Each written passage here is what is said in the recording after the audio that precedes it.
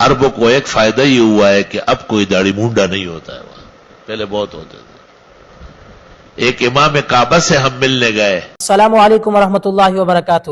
ناظرین، امید کرتا ہوں آپ تمام دوست خیر و عافیت سے ہوں گے۔ اس ویڈیو کو مکمل دیکھیں، دوسروں تک پہنچائیں، لائک اور سبسکرائب ضرور کر کے جائیں۔ افغانستان کے جہاد سے عربوں کو ایک فائدہ یہ ہوا ہے کہ اب کوئی داڑھی مونڈا نہیں ہوتا ہے وہاں، پہلے بہت ہوتے تھے۔ ایک امام کعبہ سے ہم ملنے گئے 20-25 سال پہلے، اور بہت شوق سے ہم نے وقت لیا، بڑی سفارشیں لڑی۔ پھر ہمیں کہا گیا کہ جمعے کے دن صبح 8 اور 10 کے درمیان میں آ جائیں۔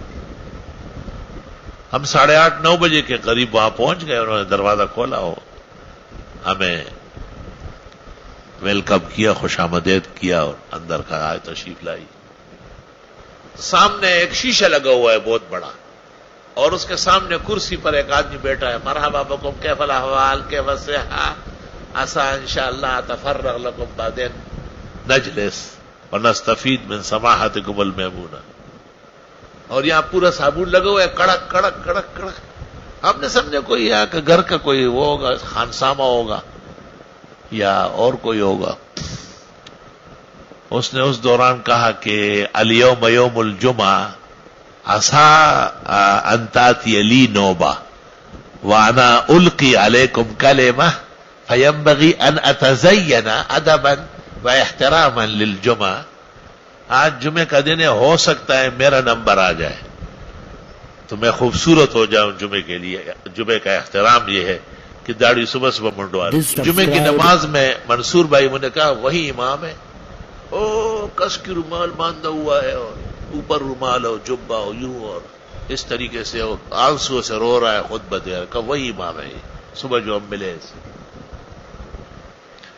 استاد بنوری کہا کرتے تھے کہ ان کے قریب زیادہ نہ جایا کرو، ایمان سے رہ جاؤ گے، ایسی نفرت ہو جائے گی۔ تا خبر ہوگا معشومان و خبری الیوم یوم الجمعہ عسى ان القی علیکم کلمہ فینبغی ان اتزین تکریما وتعظیما لیوم الجمعہ۔ لا حول ولا قوت الا باللہ۔ اور آخری بات یہ کہ حضرت صلی اللہ علیہ وسلم کی خدمت میں بالکل آخری ایام میں مرض الوفات سے پہلے ایران سے ایک وفد آیا تھا، بڑے بڑے مونچھے اور داڑیاں غائب۔ آپ نے پوچھا یہ تم نے کیا کیا؟ اس وقت تک آپ نے کسی داڑھی مونڈے کو نہیں دیکھا تھا۔ علماء لکھتے ہیں تاریخ الخمیس میں یہ واقعہ موجود ہے، تاریخ الخمیس۔ انہوں نے کہا ہمارے قہرمان، قدیم فارسی کے اندر قہرمان بادشاہ کو کہتے تھے، انہیں زوراور، ہمارے قہرمان نے ہمیں حکم دیا ہے کہ مونچے تو ہو لیکن داڑھی نہ ہو۔ آپ نے فرمایا قہرمان پر خدا کی لعنت ہو، میرے رب نے مجھے حکم دیا ہے کہ داڑھی بڑھاؤ اور مونچے کم کر دو۔ اور یہ کہہ کر آپ نے چہرہ انور موڑ لیا۔ حضرت علی رضی اللہ تعالیٰ عنہ اور دوسرے صحابہ نے ان کو گریبان سے پکڑ کے مسجد نبوی سے باہر نکالا کہ باہر نکلو، حضرت تمہیں دیکھ نہیں سکتے۔ ویسے ایک بات ادب کے ساتھ عرض کرتا ہوں، مجھے جواب بھی دو اس کا۔ جس جگہ گناہ ہوتا ہو اس جگہ کو دیکھنا جائز ہے؟ جس سرزمین پر اور جس جگہ گناہ کا فعل جاری ہو، موجود ہو، آپ اسے آنکھیں کھول کھول کے دیکھیں، یہ جائز ہوگا؟ تو میں آپ سے پوچھتا ہوں داڑھی مونڈے کے چہرے کو دیکھنا کیسا ہے جس پر ہم وقت معصیت جاری ہو ساری؟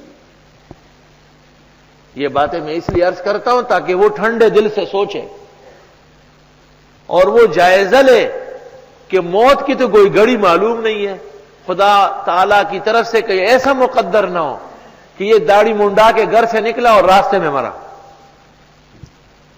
باہر شرح کنز میں اور دیگر معتبرات میں ہے من ترک سنتی لم تنلہ شفاعتی،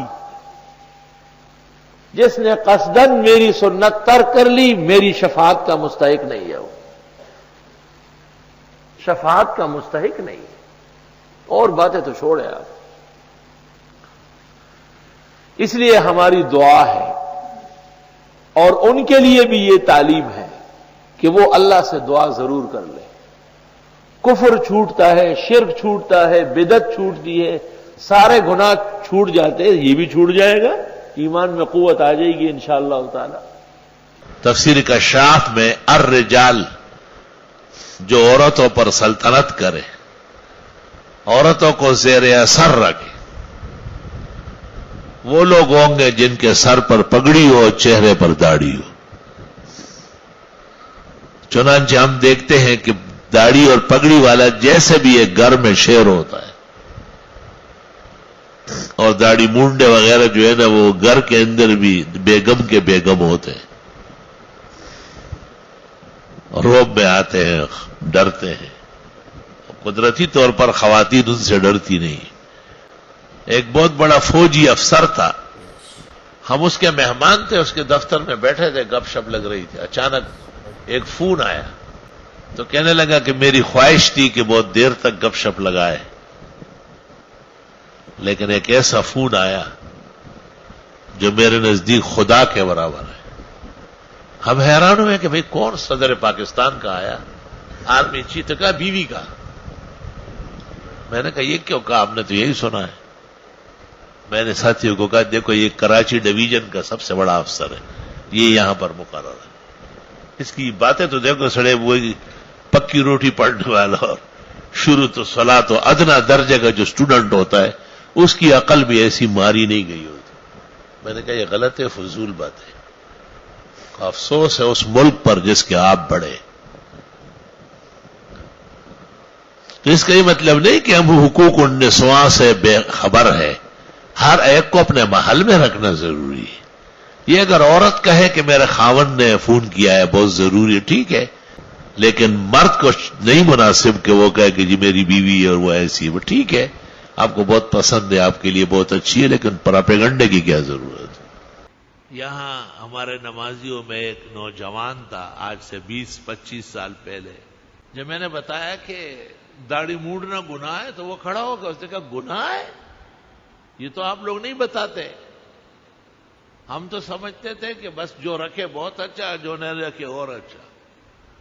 میں نے کہا نہیں، ایسا تو نہیں، پیغمبر کا حکم ہے وَاعْفُ اللُّحَىٰ، بڑی بڑی داڑیاں رکھو، وَقَصُّ الشَّوَارِبَ، اور مونچھے کم کر لو۔ تو عجیب بات ہے کہ بعض تو دونوں ہی صاف کر لیتے اور بعض داڑیاں مونڈ لیتے، مونچھے بڑی بڑی رکھ لیتے۔ ان سب پر نظر ثانی ہونا چاہیے اور توبہ استغفار کرنا چاہیے۔ یہ مطلب نہیں کہ ہم داڑھی مونڈوں کے خلاف ہے، وہ ہمارے بھائی ہے، سرمایہ ہے، داڑھی والے انہی سے پیدا ہوتے ہیں، ان کے اس فعل پر ان کو آگاہ کرنا ہے کہ یہ قباحت کا فعل ہے، فسق ہے، اس سے توبہ کرنا چاہیے۔